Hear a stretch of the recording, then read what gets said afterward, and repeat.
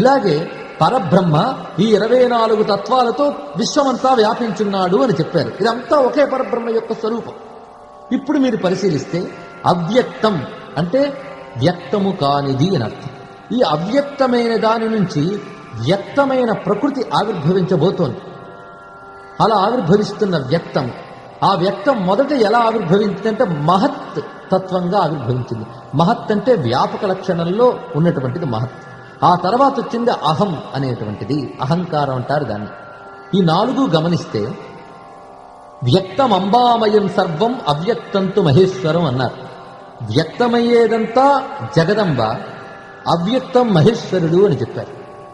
అంటే పరబ్రహ్మ అవ్యక్తంగా ఉన్నప్పుడు మహేశ్వరుడు, వ్యక్తమైతే జగదంబ అన్నమాట.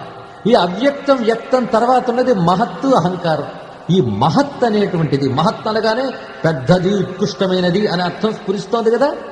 ఆ మహత్తత్వమే గణపతి, అహంకారమే కుమారస్వామి అన్నమాట.